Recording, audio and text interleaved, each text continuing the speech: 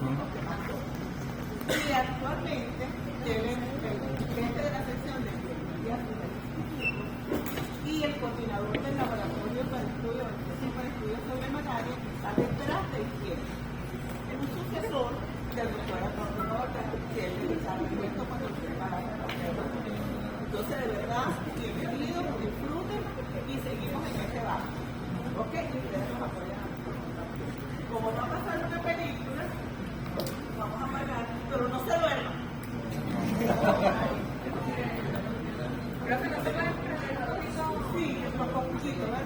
Sí, porque es que si no voy a por ahí. El panzón, la panzón. La esquistosomiasis o bilharcia, denominada así en honor a su descubridor Theodor Bilharz en 1851, es una enfermedad parasitaria que afecta a más de 200 millones de personas en el mundo. Esta enfermedad se adquiere por contacto de la población sana con cursos de agua dulce infectados con el parásito. La población afectada ha aumentado sobre todo en África y Asia debido al desarrollo de sistemas de irrigación y embalses que han diseminado los caracoles que sirven de huéspedes intermediarios. De las especies del parásito que afectan al hombre, solo el Schistosoma manzoni está presente en el continente americano. En Venezuela, la enfermedad está localizada en la zona centro-norte costera del país, donde reviste carácter endémico. Esta área está bajo control sanitario, pero ocasionalmente los focos se reactivan. En la población de Carabaqueta, por ejemplo, zona costera cercana a Caracas, se han observado infecciones de hasta un 30% de la población examinada. La mayoría de los casos corresponden a personas que utilizaron el río que está en la cercanía con fines domésticos o como sitio de recreación. Los niños fueron los más afectados.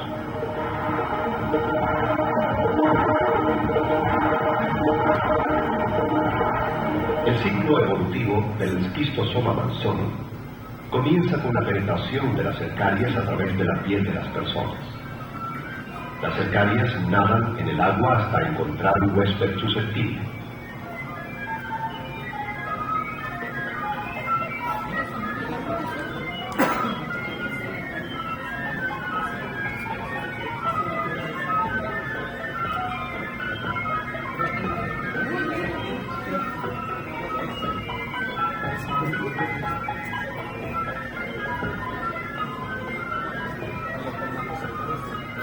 Al contacto con la piel, las cercarias penetran ayudadas por un movimiento en tirabuzón y por secreciones líticas de sus glándulas.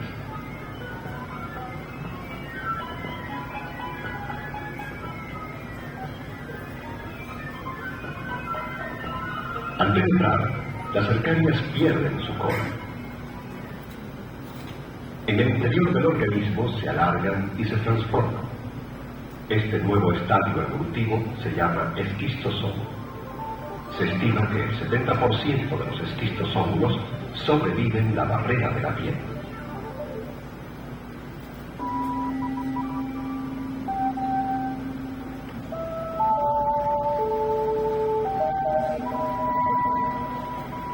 Una vez en el organismo, los esquistosómulos viajan por la corriente sanguínea venosa hasta el pulmón.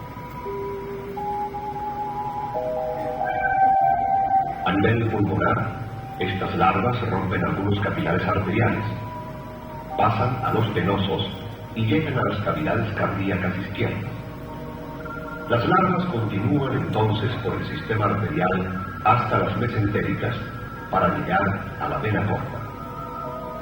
Finalmente, el esquistosómulo madura en el sistema portal intrahepático llegando al estado adulto. Una vez adultos, machos y hembras se acoplan y en cópula permanente bajan hasta las vénulas mesentéricas más finas, muy cerca de la pared intestinal, donde permanecen el resto de su vida.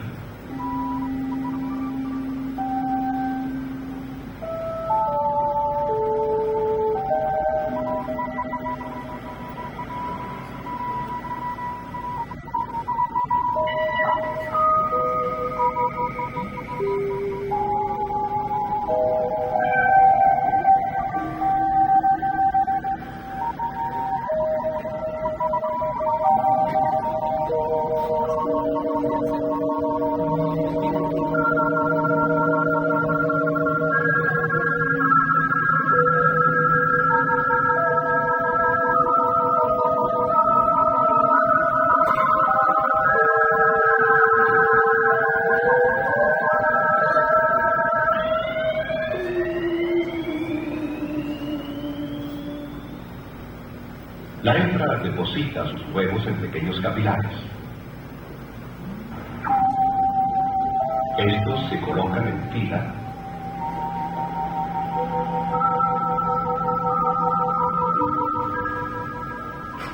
y muchos de ellos atraviesan la pared intestinal y caen en la luz del intestino para ser eliminados por las heces.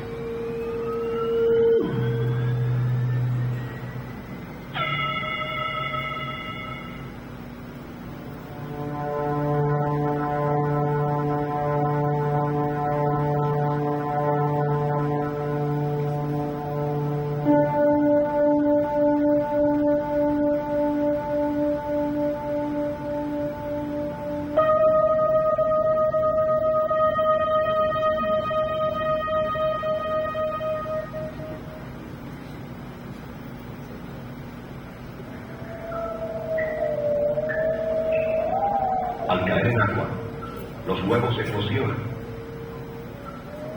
y liberan una larva llamada miracidio, que se mueve activamente hasta encontrar el huésped intermediario, un caracol de agua dulce del género Bionfalaria.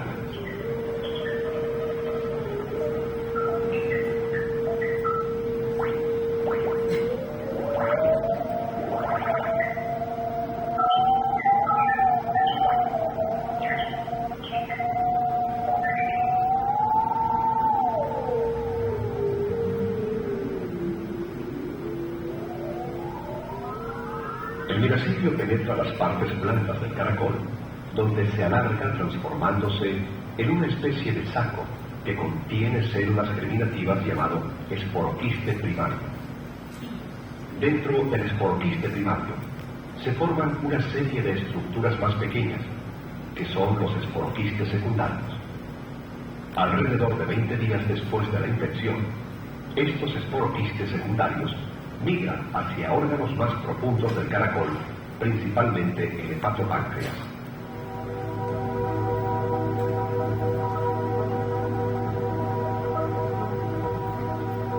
Las células germinativas dentro de cada esporoquiste secundario se multiplican dando origen a miles de cercarias.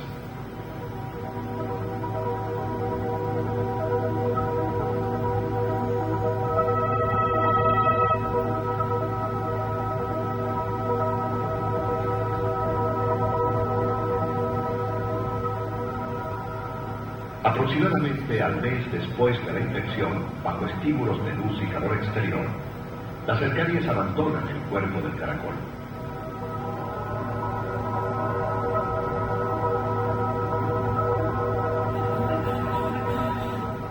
Se calcula que a partir de un miracidio se pueden producir 300.000 cercarias aproximadamente.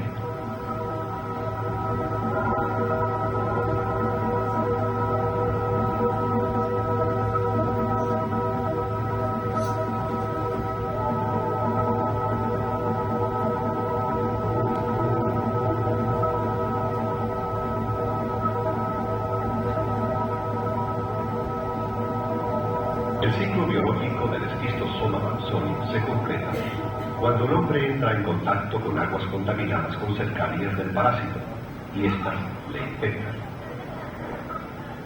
Como consecuencia de la penetración de la cercaria, hay una respuesta de tipo alérgica en el hombre, que se traduce en una reacción inflamatoria local acompañada de prurito o picazón.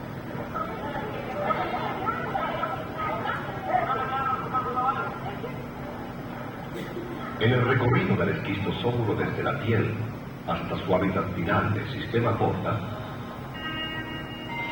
pasa por los pulmones, donde pueden producir pequeñas hemorragias que por lo general no se expresan clínicamente.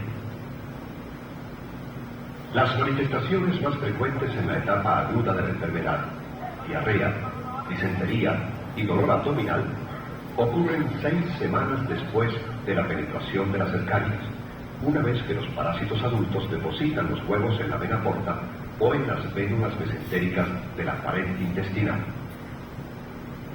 Una pareja de parásitos adultos pone diariamente unos 300 huevos que tienen 3 destinos: llegar al parénquima hepático,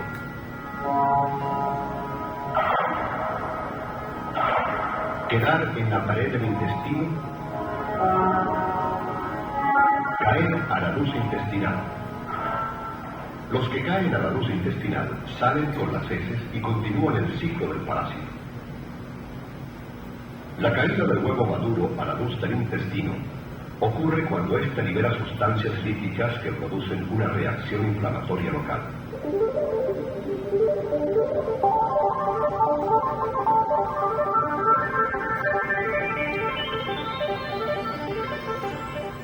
Esto lleva a la formación de microabscesos que drenan a la luz intestinal, ayudados por los movimientos peristálticos.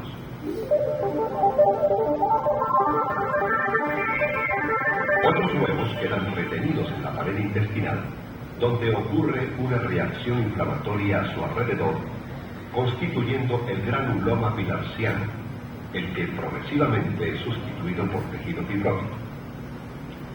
Por último, algunos huevos llegan al hígado. Se van a través de las mesentéricas hasta las pequeñas vénulas portales, donde bloquean el paso de la sangre, aumentando la tensión portal.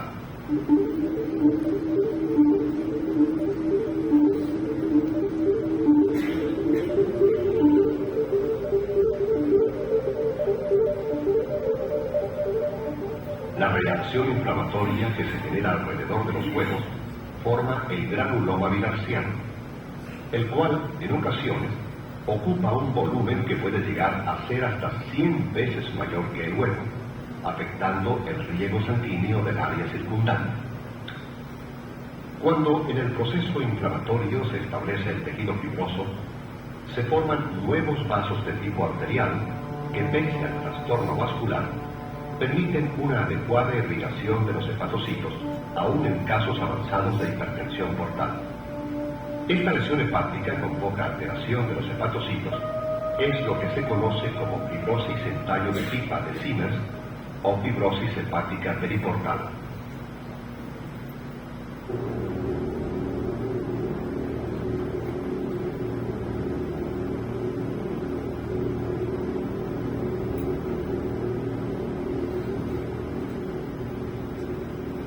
Como consecuencia de la obstrucción del tubo portal se produce crecimiento del vaso o esplenomegalia congestiva.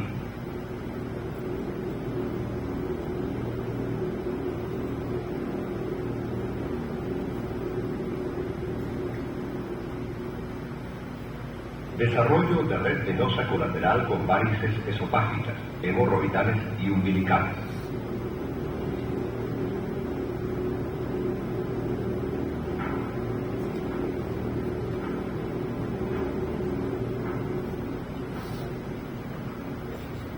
En casos más avanzados, puede presentarse ascitis por trasudación vascular, insuficiencia hepática, fibrosis pulmonar y por deposición de complejos inmunes, daño renal.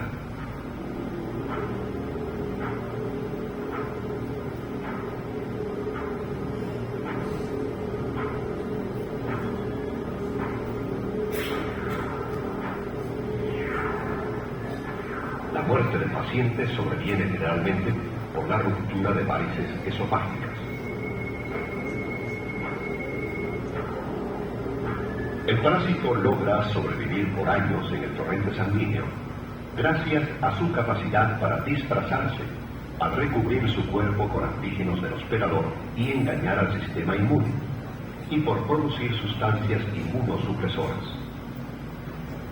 En un paciente con sospecha clínica y epidemiológica de la enfermedad, deben realizarse exámenes de laboratorio parasitológicos e inmunológicos para confirmar el diagnóstico.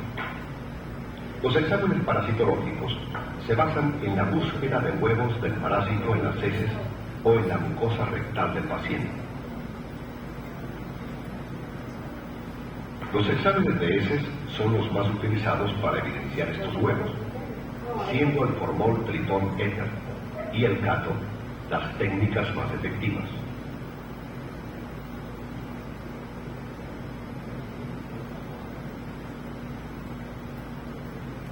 Estos exámenes, de ser negativos, deben repetirse, ya que en pacientes crónicos o con escasos parásitos son pocos los huevos que alcanzan la luz intestinal.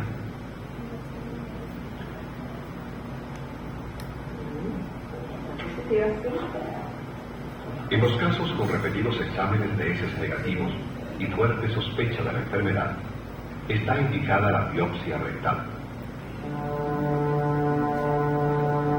Este examen determinará la presencia y viabilidad de los huevos, indicando así la actividad de la enfermedad.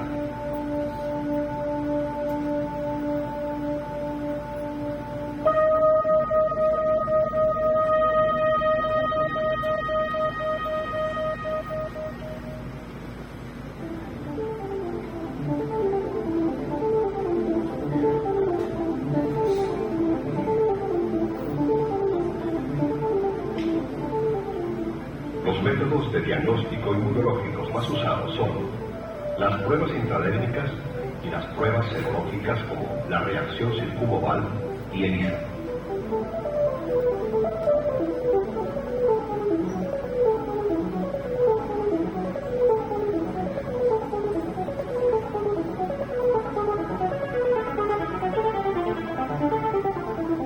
La esquistosomiasis o bilancia es una enfermedad controlable e inclusive erradicable.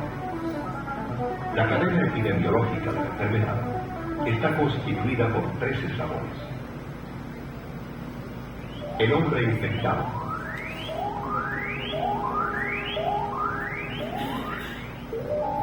el caracol como huésped intermediario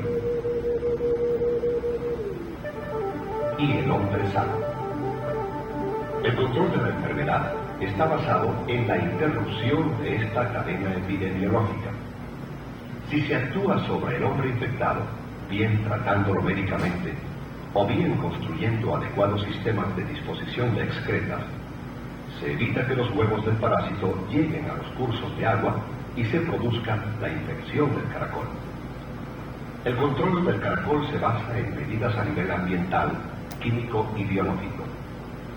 La construcción de canales de irrigación y represas diseñadas de forma tal que impidan la cría de caracoles son las medidas de control ambiental más importantes. Por otro lado, los molusquicidas químicos han sido ampliamente utilizados por su alta eficacia, pero su alto costo y toxicidad han limitado su uso. El control biológico mediante el uso de predadores como aves, peces, crustáceos y caracoles tales como Maritza cormaritis solo limitan el crecimiento de la población de Bionfalaria sin erradicar.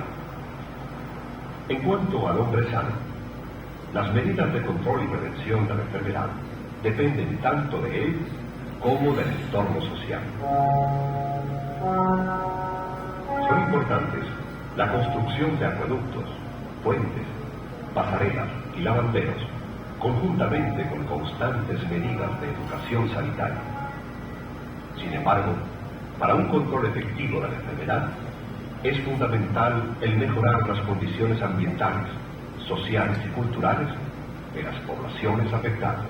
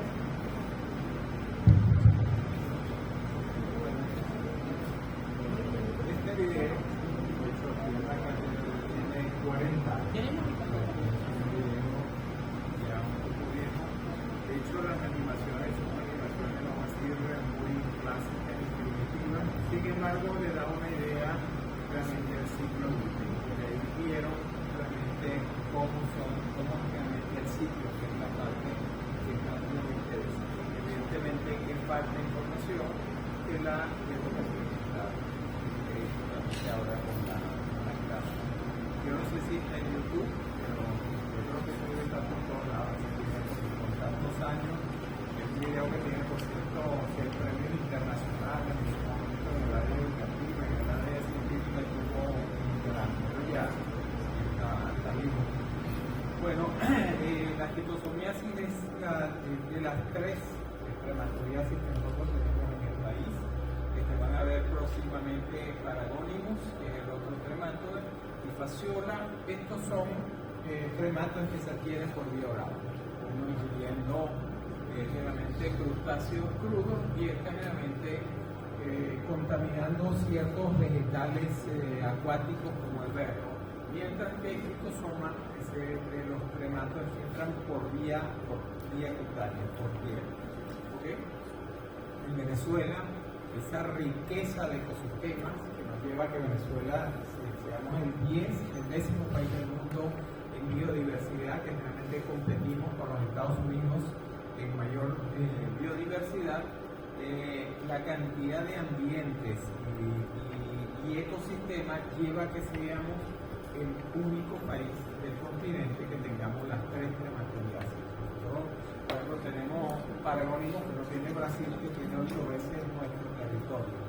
Y vemos que hay una distribución geográfica particular donde Paragonimus está ubicado en la parte oriental y también en el estado Bolívar, si bien la distribución de los caracoles, como lo queremos, está en otras partes. Esta enfermedad es una enfermedad zoonótica que afecta ocasionalmente al humano. Tenemos la otra que es fasciola hepática, concentrada mayormente en el área andina, también la adquirida, como dije, por vía oral, y tenemos también algunos otros pocos en el país. Y tenemos el esquistosoma, que vamos a ver precisamente que está sobre todo concentrada en la región centro-norte costera del país.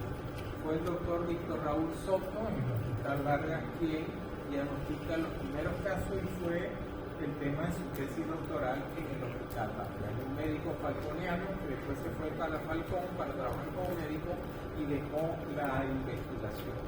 Ya vimos el ciclo, no lo voy a repetir, pero sí hay datos epidemiológicos que son importantes. Tenemos en primer lugar que hay 7 especies de esquistosomas que afectan al humano. En el continente americano, de los que afectan al humano, solamente tenemos al esquistosoma manzoni, que está en Brasil, Surinam, Venezuela, y en el Caribe, en República Dominicana, está también en algunas islas como Guadalupe, Martinica y Santa Lucía. Martinica recientemente ha sido eliminada, pero hay otras especies, sobre todo en el continente africano, que es de donde viene la esquistosomiasis, porque es una enfermedad que fue introducida en el continente americano, no existía en América. Sí teníamos los caracoles, pero no teníamos el parásito, que están en África, están, además de Manzoni, Hematobium, y tienen intercalatus y guineensis con otras especies. Y en el sudeste asiático tenemos esquistosoma japonicum y esquistosoma mekongii y malayense. O sea, son 7 especies, pero la única que nos interesa desde el punto de vista del país es la esquistosomiasis manzoni. La mayoría de estas enfermedades tienen también algunos reservorios, algunas especies, pero en el caso de esquistosoma manzoni solamente en América tenemos roedores. En Venezuela nunca hay una destrucción del doctor Luis Raimundo de una rata que encontró, pero nosotros hemos buscado bastantes ratas y nunca lo hemos encontrado infectado, pero en Brasil sí hay roedores infectados, igualito que hay en el Caribe, en la isla de Guadalupe y en el África mono. O sea que es eminentemente una antropognosis, pero también en algunas zonas es una antropozoonosis. Los otros tienen distintas especies y el más peligroso es justamente el esquistosoma japonicum, que es capaz de infectar el ganado, perros, roedores, que eventualmente ha sido introducido en el país, porque nosotros hemos traído gran cantidad de búfalos, y los búfalos son una de las especies que se ven infectados en el sudeste asiático, pero al no tener el caracol que tiene la capacidad de transmisión, no tenemos Schistosomas por Japón. En el caso de América, con el Schistosomas manzoni, hay una especie que es Nectomia scorpipes, que es una rata que se ve sobre todo en zonas pantanosas, que tiene una alta prevalencia infectada, y en las islas del Caribe, en la isla de Guadalupe, donde nosotros también hemos trabajado, hemos encontrado zonas donde el 100% de las ratas están infectadas, ratas están infectadas con el Schistosomas manzoni. Entonces, las distintas especies tienen distintos caracoles como vector. En el caso de Manzoni, es solamente el género Dionfalaria. En el caso de Japonium himalayensis, Oncomelania y Hematodium pulium. Por eso, a pesar de que llegaron esclavos infectados con las otras especies de Schistosomas, como el caso de Hematodium, no se extendió en América porque nosotros no tenemos pulinos. Pulinos se encuentra en África y también en Europa. De hecho, ha habido brotes recientes en la isla de Córcega con el Schistosomas hematodium. Y esta es el área de distribución de la Schistosomiasis en América, sobre todo la región costera del Brasil, Surinam, Venezuela, Conurbano Foco, Santa Lucía, Guadalupe y República Dominicana. En el caso de Venezuela tenemos que está concentrada fundamentalmente en la cuenca del lago de Valencia. Tuvimos transmisión, como lo vieron en el video, ahí mismo a una hora de Caracas, en el río San Julián, en Caraballera, donde llegamos a tener un 45% de la población infectada, eliminando huevos, y llegamos a tener niños eliminando más de 1000 huevos por gramo de leche. Y tenemos un pequeño foco en el área de Chabasquete, en la confluencia de los estados Lara, Trujillo y Portuguesa, pero el epicentro realmente es la cuenca del lago de Valencia. Hay otros ríos como el río Manuare, el río también la cuenca del río Guárico, y en el pasado también tuvimos transmisión en el río Tur. El litoral central que tuvimos en transmisión de Schistosomiasis actualmente no hay.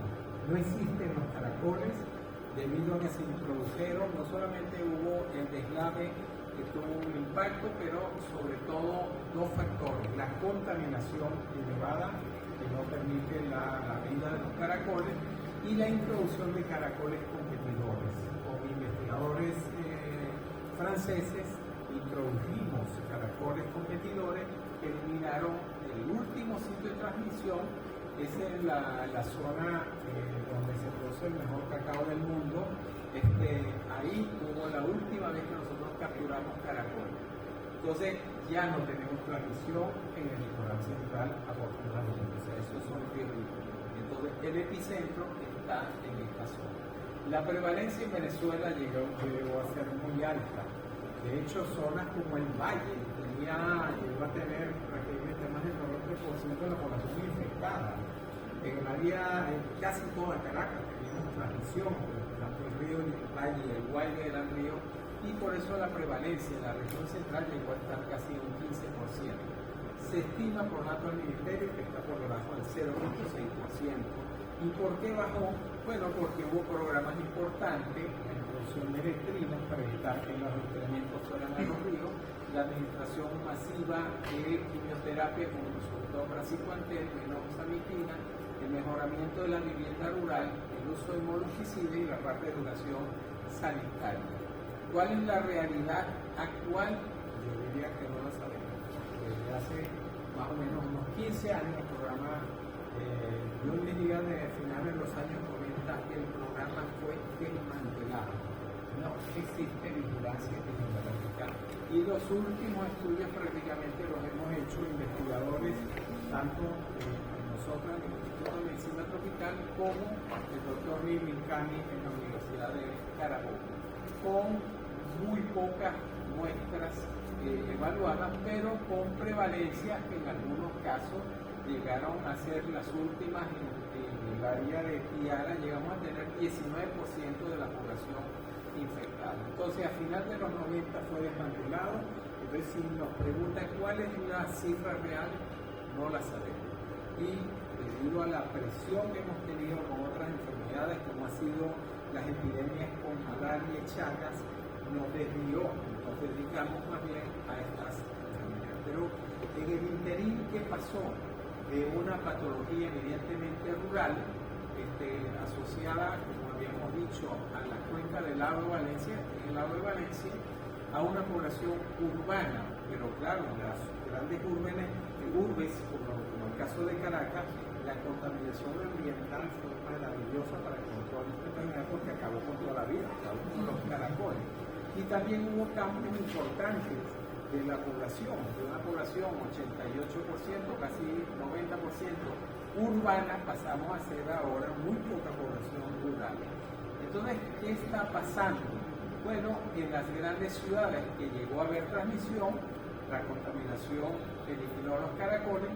Sin embargo, alrededor de la cuenca del lago de Valencia hay 27 poblaciones con más de 50.000 habitantes, donde aproximadamente el 45% de la población nacional está concentrada en el área endémica. ¿Y qué pasa los fines de semana? Que la gente se va con motos y carros a los ríos a bañarse, a hacer hervido, a hacer sancocho, y entonces a lavar las motos, a lavar los carros. Entonces está habiendo transmisión, baja cargas parasitarias, pero está habiendo transmisión, y esa población con baja carga parasitaria, con muy pocos síntomas, normalmente no es diagnosticada por los métodos parasitológicos, clínicamente no tienen una clínica que lo lleve a asistir a los médicos, por lo tanto debe haber mucha gente infectada. En algún momento estimamos que debería haber al menos 80.000 personas infectadas en Venezuela, que esto se acentúa más en la época de lo que es carnavales, Semana Santa. Aquí tiene el carnaval del 2022 en ríos como Cojedes, si ustedes se acercan a esos ríos, cantidad de gente que va un día, evacuan en el área, si llegan a estar infectados, están contaminando el río y hasta a la vez se infectan.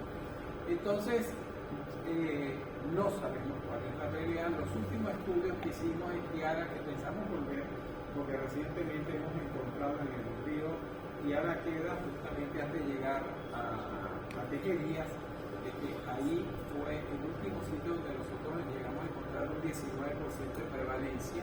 Estudios que hemos hecho también en el estado de Carabobo con estudiantes de medicina y con gastroenterólogos como el doctor Pablo Lecuna, en el área endémica, de lo cual hemos sacado una serie de publicaciones sobre el grado de patología que vemos inclusive en población juvenil. Ahí tiene formas hepatoesplénicas, formas hepáticas y formas hepatoesplénicas y que han sido fuente de numerosas complicaciones. Y además de la región central, tenemos, como yo había mencionado, en el área de Chabasquén, paraíso de Chabasquén, en la confluencia de esos tres estados, estamos teniendo también transmisión, casos recientes, donde hemos encontrado una alta densidad. Ahí tienen los caracoles en el barro, que son capaces de hibernar, aunque se seque el barro, el caracol sigue vivo ahí. Y aquí tienen Biofalaria glabrata abundante en Chabasquén. Hay casos recientes. Los casos más recientes lo ha evaluado en el río Manuare y en el río de los Naranjos, el doctor Nidrin Cani, donde encontró prevalencia entre un 26 y un 32% de esa población. La gente, este es el río de Tiara, nosotros hemos estado recientemente, la gente cruza el río, se moja, se saca los zapatos creyendo que nosotros se van a proteger y la gente sigue lavando los carros. Entonces es una enfermedad que sigue presente, una parasitosis que sigue presente en el país. ¿Cuántas especies de caracoles tenemos con capacidad de transmisión? La más importante es Biofalaria glabrata en la región central y en la zona de Chabasquén. Y tenemos un foquito con caracoles que es en la población de Cariste. Cariste es el único sitio del mundo que tiene los tres caracoles que transmiten las tres reumatoideasis: fasciola hepática, paragónimus y egiptosoma. Nunca hemos detectado esquistosomiasis justamente en el área donde está la colonia del Guácharo, nunca, pero existen caracoles. Pero tenemos Diofalaria cuniana y Diofalaria prona con capacidad vectorial, inclusive lo hemos encontrado en Puerto Rico. O sea que hay la posibilidad de transmisión en otras áreas del país. Ya hemos visto el ciclo, hemos visto el papel de la cercaria y hay un tipo de dermatitis. Estas son imágenes recientes de los migrantes, desgraciadamente muchos de ellos venezolanos que están cruzando de la selva del Darién, que se están exponiendo a otras cercarias de otros esquistosomas. Generalmente son esquistosomas viales de Coridarcia y otras especies que penetran la piel pero no son capaces de completar el ciclo. Se quedan en la piel, en el tejido celular simultáneo, generando una gran respuesta inflamatoria muy pruriginosa, y lo se ve no solamente en la selva del Darién, sino también en las carreras de cross country en los Estados Unidos. También quienes hacen ese tipo de deporte, al pisar los lagos, lagunas y cruzar el mismo río, se infectan con estas cercarias viales que producen la dermatitis cercariana. En Venezuela también tenemos casos de dermatitis cercariana por cercarias, por esquistosoma de agua. Habíamos visto en el ciclo el estadio que pierde la cola al penetrar, que es el estadio de esquistosómulo, y este esquistosómulo es un estadio que a partir de las 48-72 horas es invulnerable a la respuesta inmune. Si en las primeras 48 horas no es destruido por la respuesta inmune, ese gusano llega al estadio adulto y prácticamente conoce todos los mecanismos de acción de la respuesta inmune.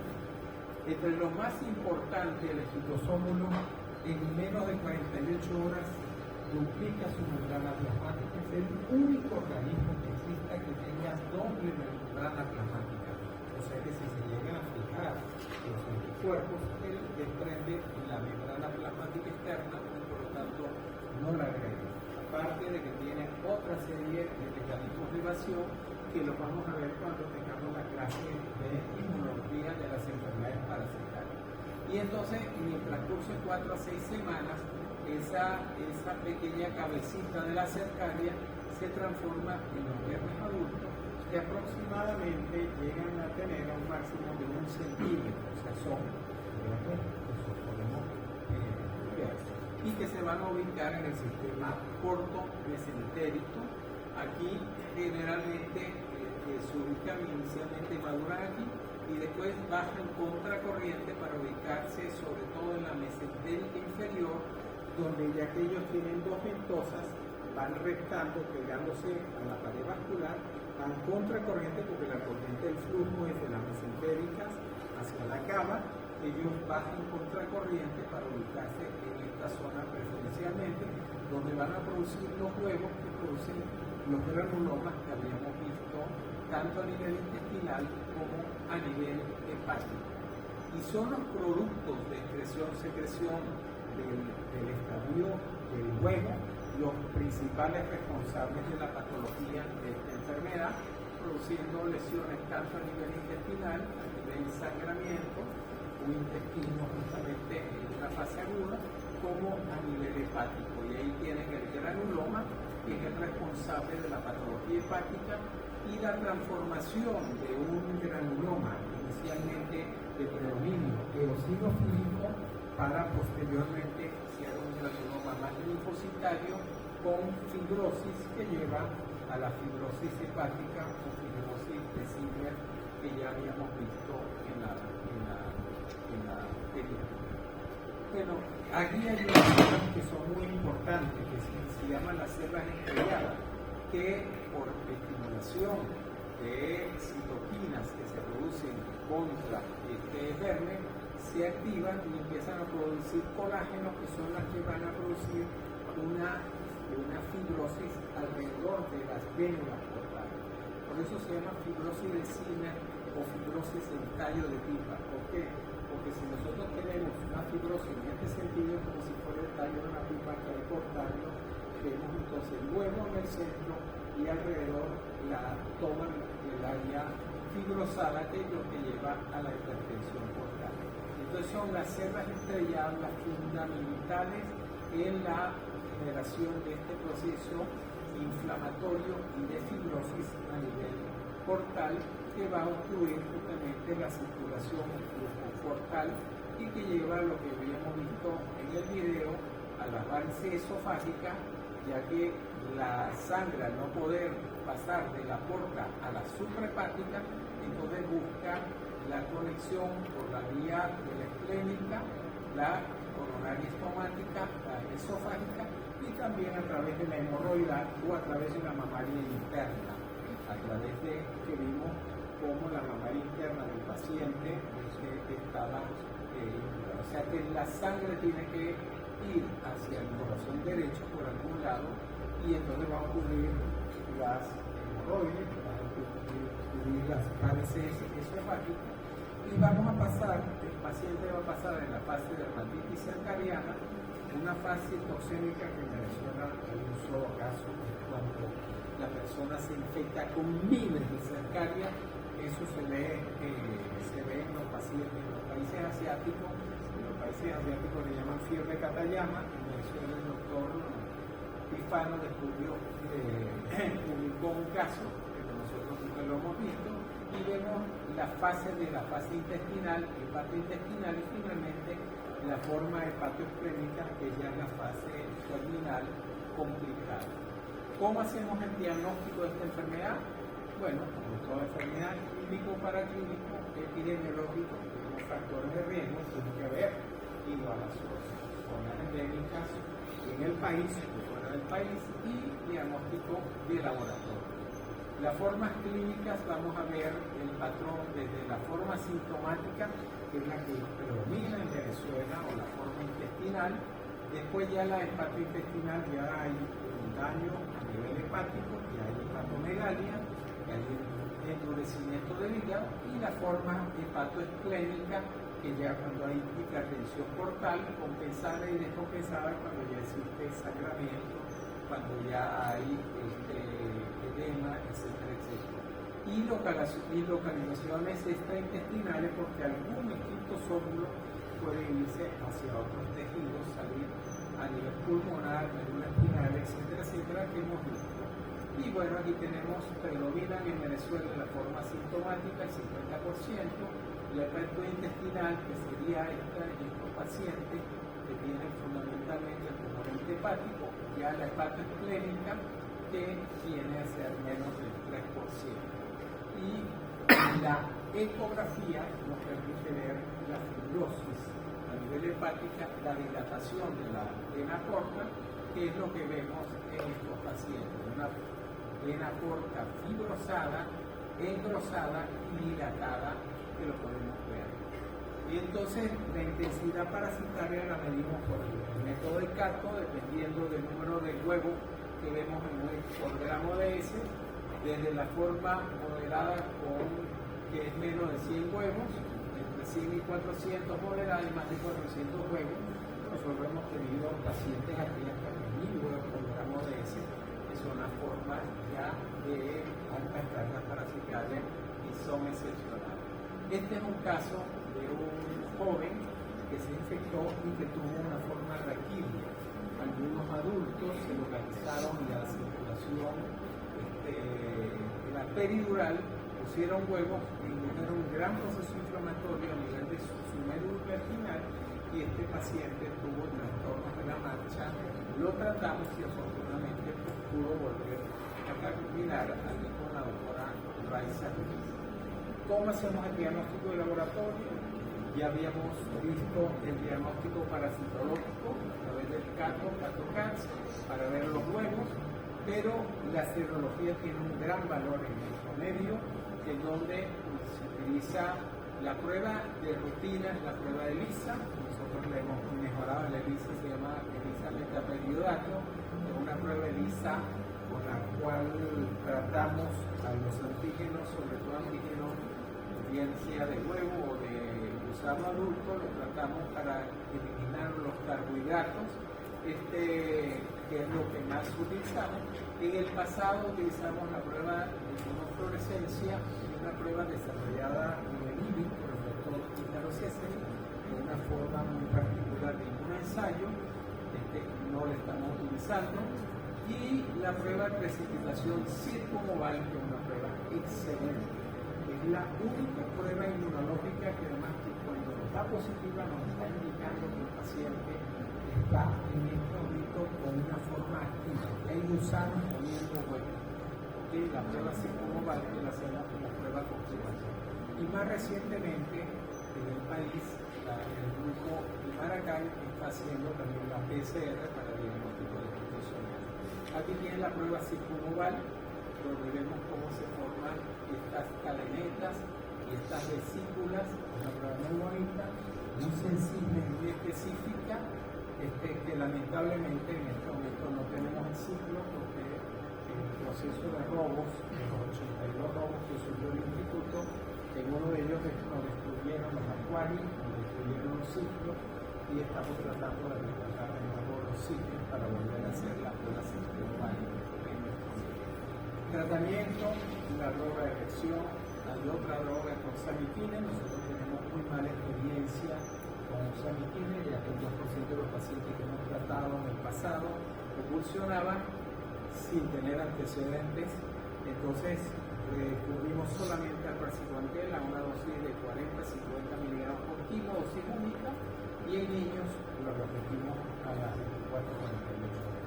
Entonces, muy fácil de tratar. Ojalá todas las enfermedades fueran tan fáciles de tratar con una droga realmente muy bien tolerada como es el praziquantel. Entonces, en conclusión, es una enfermedad parasitaria muy importante, más de 200 millones de personas infectadas. En el país ya vimos que el área endémica está en el área más densamente poblada. No sabemos cuál es la realidad actual, ya que el programa de control bajo la guardia no se están monitoreando los ríos. Toca volver a examinar poblaciones, pero el uso ocasional de los ríos por fines recreacionales, creemos que hay una cantidad de gente con baja carga parasitaria infectada. Y esto es muy importante porque esta es de las parasitosis que inducen inmunosupresión. En las poblaciones infectadas, se ha demostrado sobre todo en el África, que están infectadas por el Phytoxoma mansouri, son bajos respondedores en las vacunas. Los niños infectados son bajos respondedores en las vacunas, o sea que tiene un impacto en otras enfermedades. Entonces, una parasitosis que hay que tratar. En el pasado el programa de control fue exitoso, pero actualmente no, y lamentablemente el programa ha sido desmantelado. Las prevalencias, según el Ministerio, son por debajo del 0.6%. En el área endémica predomina la gente con baja carga parasitaria y lo creemos, consideramos que Venezuela es un país de baja transmisión, baja carga parasitaria, pero que debe haber un contingente indicado. Y este es el grupo que hemos venido trabajando tanto a nivel del instituto como a nivel con interacción con investigadores del CIVI, con Italo Cesari y colaboradores internacionales. ¿Se pregunta? Hubo una lámina, ya lo estoy buscando, la de intensidad de infección, colocó moderado versus, ¿es así o era que era leve, moderada y alta? Leve, moderada y severa. Ok. Más de 400 huevos por gramo de masa. Okay. Vale, que fuera. ¿Otra pregunta? La prueba circumoval es confirmatoria después del diagnóstico parasitológico. Fíjate, como la prueba tipo ELISA, en algunos casos da una actividad cruzada con otras parasitosis, nosotros lo hemos mejorado. Es una prueba que no solamente nos dice, porque la prueba ELISA se mantiene durante, aún en gente curada, se mantiene positiva durante años. Pero nosotros queremos saber si esta persona todavía tiene gusanos vivos, produciendo huevos, hacemos entonces el confirmatorio con la prueba circular. Es una prueba excelente, es una prueba muy vieja, pero una prueba muy buena.